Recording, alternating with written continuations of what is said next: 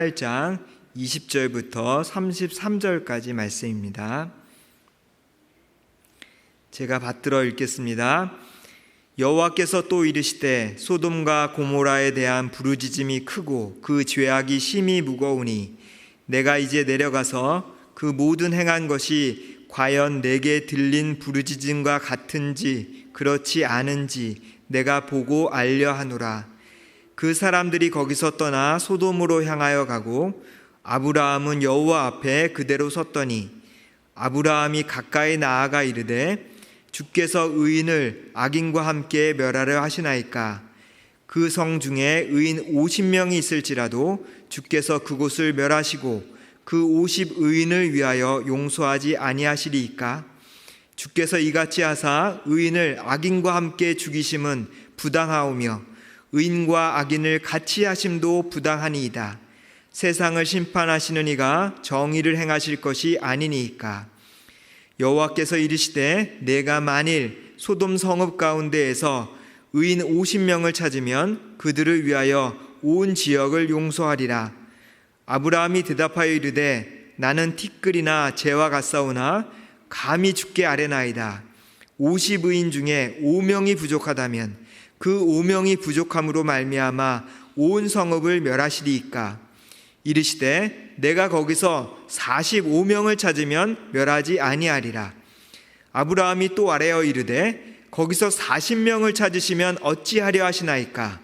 이르시되 40명으로 말미암아 멸하지 아니하리라. 아브라함이 이르되 내 주여 노하지 마시옵고 말씀하게 하옵소서. 거기서 30명을 찾으시면 어찌하려 하시나이까. 이르시되 내가 거기서 30명을 찾으면 그리하지 아니하리라. 아브라함이 또 이르시되 내가 감히 내 주께 아뢰나이다. 거기서 20명을 찾으시면 어찌하려 하시나이까.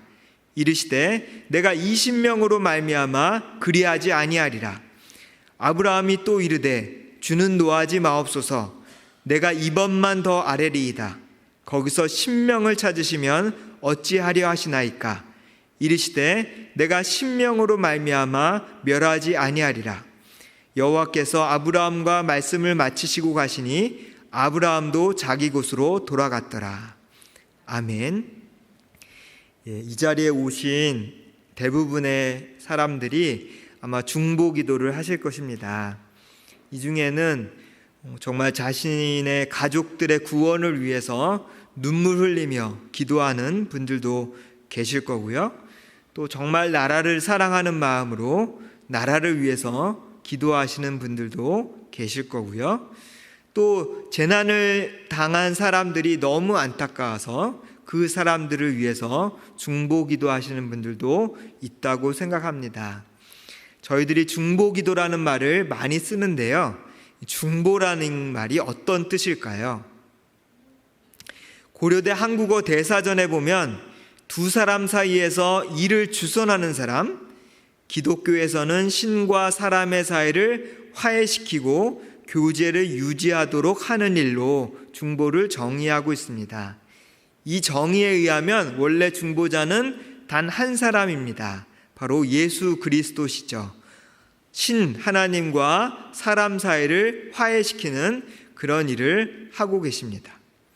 하지만 고린도후서 5장에 보면 예수를 믿고 새로운 생명을 얻은 모든 사람들이 그리스도를 대신한 중보자라고 쓰여 있습니다. 그런즉 누구든지 그리스도 안에 있으면 새로운 피조물이라. 이전 것은 지나갔으니 보라 새 것이 되었도다. 모든 것이 하나님께로서 났으며 그가 그리스도로 말미암아 우리를 자기와 화목하게 하시고 또 우리에게 화목하게 하는 직분을 주셨으니. 예수 그리스도 안에서 새로운 피조물이 된 사람들은 화목하게 하는 직분을 맡았다라고 성경은 말하고 있습니다.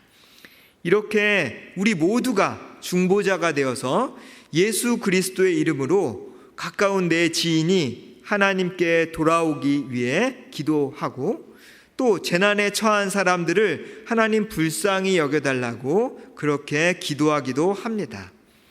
그렇다면 우리가 이 중보 기도를 잘하기 위해서, 중보자의 역할을 잘 감당하기 위해서 더 알아야 할 것이 무엇이 있을까요? 또 정말 본인의 기도가 아니라 중보 기도가 효과가 있을까요? 하는 질문을 한번 생각해 보았으면 좋겠습니다. 오늘 본문은 소돔이라는 성을 놓고 하나님과 협상하는 아브라함 이야기입니다. 소돔은 대표적인 악의 도시로 성경에 기록되어 있습니다. 예수님도 좀처럼 회개하지 않는 가버나움이라는 도시를 향해서 심판날에 소돔 땅이 너보다 견디기 쉬우리라 라는 표현도 하셨습니다. 그렇다면 이 소돔이 과연 어떤 곳이었을까요?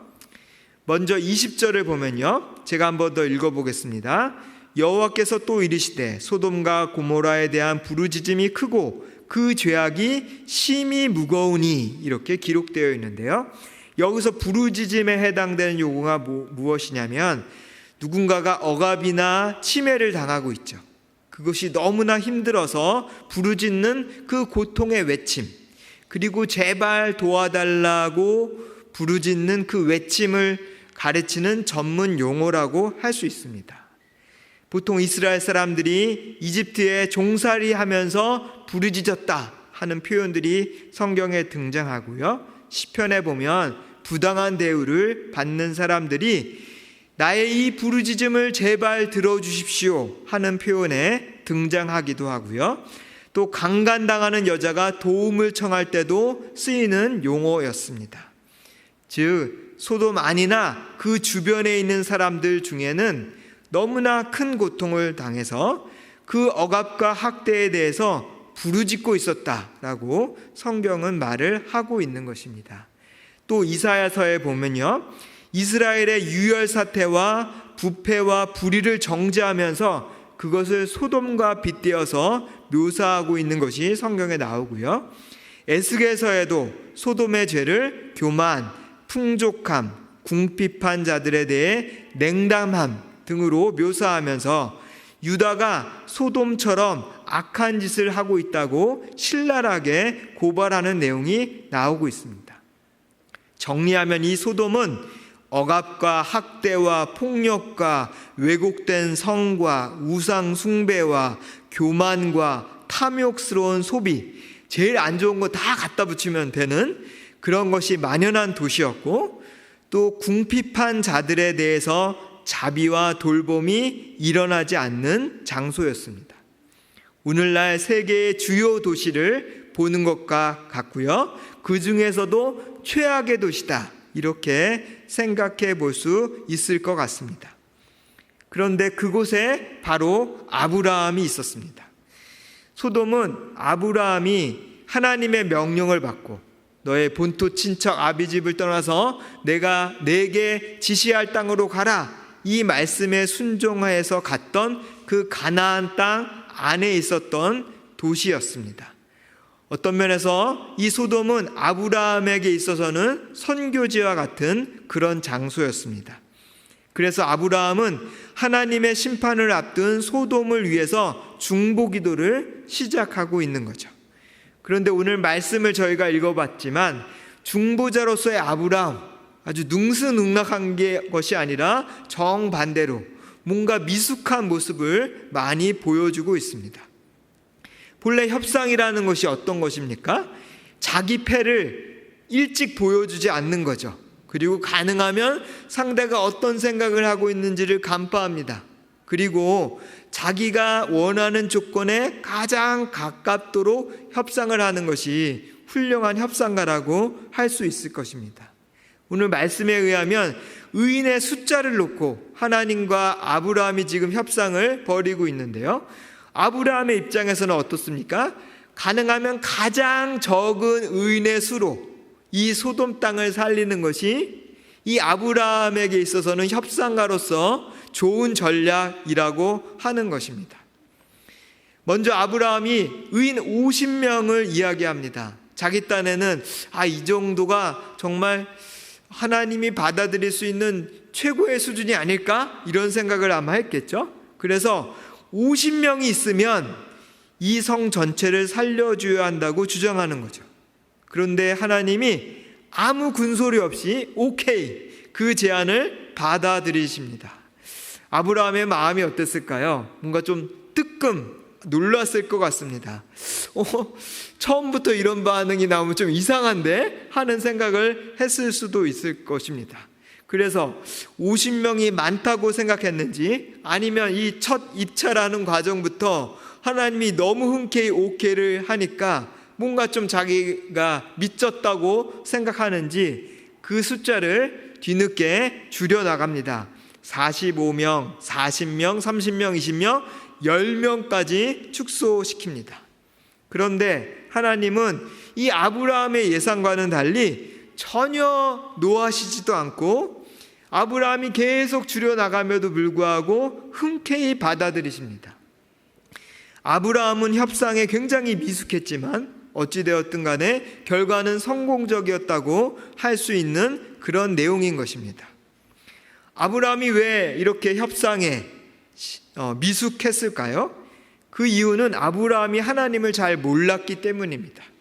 우리는 아브라함이 믿음의 조상이기 때문에 처음부터 하나님을 잘 알았을 거라고 생각하지만, 아브라함이 지금 이 소돔 땅을 향해서 중보기도하고 있는 그 시점은 이제 막 아브라함이 하나님의 음성을 듣고 가나안 땅에 들어와서 산지 얼마 안 됐던 시기인 거죠.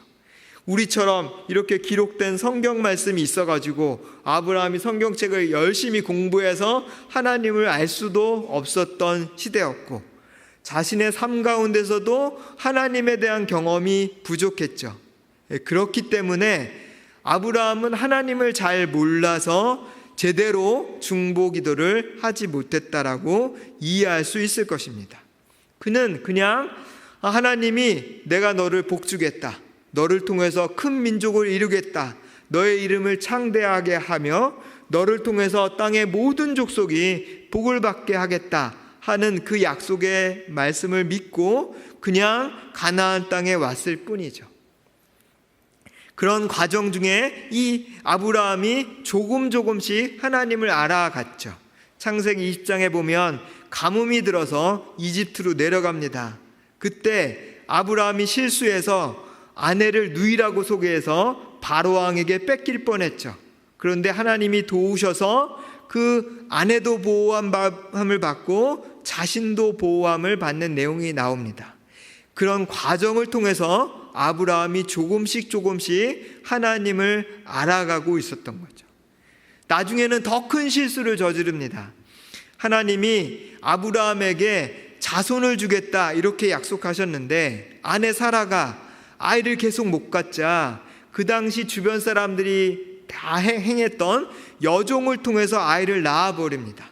하지만 이 여종을 통해 낳은 아이 이스마엘은 약속의 자녀가 아니어서 후에 아브라함이 내쫓아버리는 그런 악을 저지르게 됩니다. 그럼에도 불구하고 하나님께서 이 아브라함을 계속적으로 지켜주시고 또 보호해 주시는 거죠. 그런 과정을 통해서 하나하나씩 아브라함이 하나님을 알아가고 있는 상황이라는 것입니다. 이런 아브라함과 아주 비교되는 인물이 있는데요. 그 인물이 바로 모세입니다. 모세는 금송아지를 만들어서 우상으로 섬기는 이스라엘 백성을 진멸하시겠다는 하나님의 명령 앞에 아주 탁월한 협상을 합니다. 출애굽기 32장 7절부터 14절에 그 내용이 나오는데요. 제가 한번 읽어보도록 하겠습니다. 여호와께서 모세에게 이르시되 너는 내려가라. 내가 애굽 땅에서 인도하여 낸 내 백성이 부패하였도다. 그들이 내가 그들에게 명령한 길을 속히 떠나 자기를 위하여 송아지를 부어 만들고 그것을 예배하며 그것에게 제물을 드리며 말하기를 이스라엘아 이는 너희를 애굽 땅에서 인도하여 낸 너희 신이라 하였도다. 여호와께서 또 모세에게 이르시되 내가 이 백성을 보니 목이 뻣뻣한 백성이로다. 그런즉 내가 하는 대로 두라. 내가 그들에게 진노하여 그들을 진멸하고 너를 큰 나라가 되게 하리라. 모세가 그의 하나님 여호와께 구하여 이르되 여호와여 어찌하여 그 큰 권능과 강한 손으로 애굽 땅에서 인도하여 내신 주의 백성에게 진노하시나이까. 어찌하여 애굽 사람들이 이르기를 여호와가 자기의 백성을 산에서 죽이고 지면에서 진멸하려는 악한 의도로 인도해 내었다고 말하게 하시려 하나이까?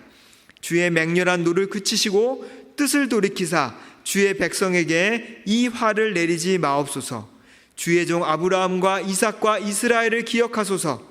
주께서 그들을 위하여 주를 가리켜 맹세하여 이르기를 내가 너희의 자손을 하늘의 별처럼 많게 하고 내가 허락한 이 온 땅을 너희의 자손에게 주어 영원한 기업이 되게 하리라 하셨나이다. 여호와께서 뜻을 돌이키사 말씀하신 화를 그 백성에게 내리지 아니하시니라. 아멘. 짧게 요약하면 이런 거죠. 모세는 하나님을 설득하기 시작합니다. 하나님 보십시오. 지금 이스라엘 백성이 잘못한 것은 사실이지만 지금 이 순간에 이스라엘 백성을 멸하신다면 이집트 사람들이 뭐라고 하겠습니까? 기껏 너희의 신이 우리로부터 너희를 탈출시키더니 광야에서 죽게 만드네? 너희의 신은 너희를 죽이려고 광야로 데려간 거니? 라고 조롱하지 않겠습니까? 이렇게 하나님을 설득하는 거죠.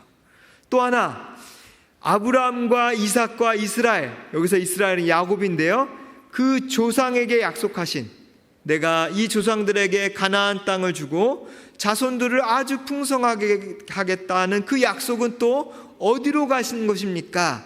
하면서 하나님이 이 진노를 하지 않으실 것들을 요청하고 있습니다. 하나님이 이 기도를 들으시고 정말 그 뜻을 바꾸시는 거죠.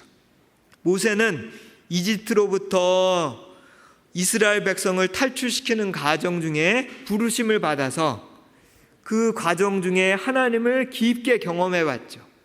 광야 생활을 통해서 또 10가지 재앙을 통해서 또 바로가 계속 거부함을 통해서 하나님이 어떻게 역사하시는지를 너무 잘 알았기 때문에, 그래서 이스라엘을 향한 하나님의 뜻이 파멸이 아니라 그들이 광야에서 계속된 범죄를 행했음에도 불구하고 하나님이 그 약속을 붙잡아 주시는 것을 알고, 이스라엘을 향한 하나님의 계획은 축복이라는 것을 알았기 때문에 자신 있게 하나님께 중보할 수 있었던 것입니다.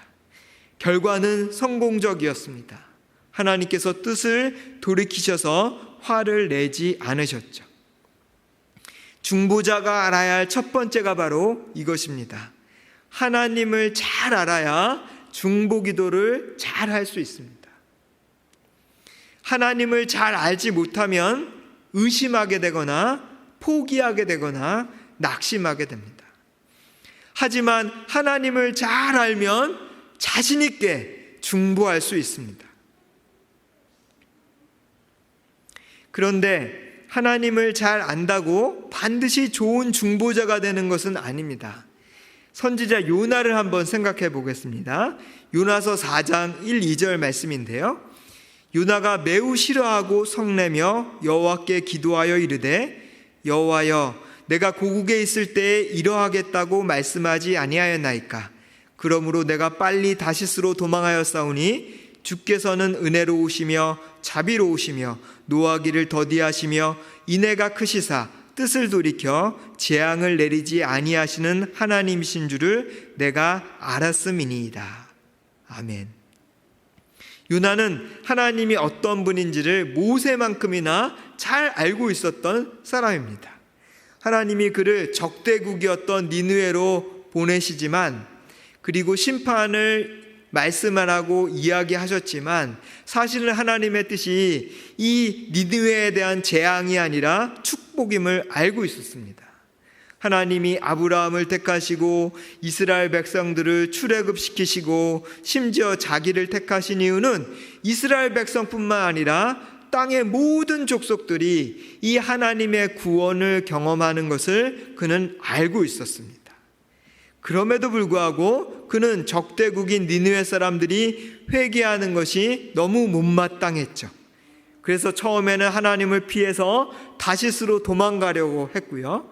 그것이 여의치 않게 됐을 때 억지로 니느웨에 가서, 니느웨가 3일 동안 걸을 수 있는 큰 도시다 이렇게 성경은 말하고 있는데 단 하루 동안만 니느웨를 다니면서 회개의 메시지를 선포합니다. 그리고 나서 도시 밖에 가서 이 니느웨가 어떻게 되는지 보자 하고 하나님께 시위하면서 기다리고 있다가 책망을 받는 내용이 요나서에 등장을 하게 됩니다. 중보자가 알아야 될 두 번째가 있습니다. 그것은 하나님을 아는 것만큼 하나님과 동일한 마음을 품어야 한다는 것입니다. 하나님의 마음으로 함께 기도해야 한다는 것입니다. 내 바램, 내 소원 또는 저 사람의 소원, 그것을 가지고 기도하는 것이 아니라 이 사람을 향한, 이 도시를 향한 하나님의 마음이 어떠한가, 그것을 알고 그것을 가지고 기도하는 것, 그것이 중보기도를 잘하는 것이라는 것입니다. 마지막으로 알아야 될 사실이 하나 더 있습니다. 하나님은 중보자의 자격과 상관없이 그 뜻을 이루시는 분이라는 것입니다. 요나 어떻습니까? 억지로 회개를 선포하는, 사실 선지자로서 자격이 없는, 제가 하나님이라면 별로 그 기도를 듣고 싶지 않은 그런 사람임에도 불구하고 하나님은 12만 명이나 되는 니느웨 도시를 아끼셨기 때문에 그를 사용하셔서 니느웨에게 은혜를 베푸셨습니다. 하나님은 민족주의에 철저히 갇혀져 있었지만 그 요나를 통해서 니느웨를 구원하셨던 분이십니다. 아브라함을 생각해도 마찬가지입니다. 아브라함의 이 협상, 중보기도 얼마나 어설펐습니까? 그럼에도 불구하고 하나님은 이 아브라함의 중보를 통해서 조카 롯을 살리셨습니다. 창세기에 이렇게 기록되어 있는데요, 하나님이 그 지역의 성을 멸하실 때에 곧 롯이 거주하는 성, 곧 소돔입니다, 성을 엎으실 때에 하나님이 아브라함을 생각하사 롯을 그 엎으시는 중에서 내보내셨더라. 저는 중보할 자격이 없는 사람이에요. 저는 기도도 많이 하지 않고요, 사실은 제가 그 사람을 그렇게 사랑하지도 않아요. 그런데 제가 뭐라고 그 사람을 위해서, 그 민족을 위해서 기도하나요? 이렇게 생각할 필요가 전혀 없다는 것입니다. 하나님은 그 중보자의 자격과 상관없이 그 기도를 들으시고 그 가운데 역사하시는 분이기 때문입니다.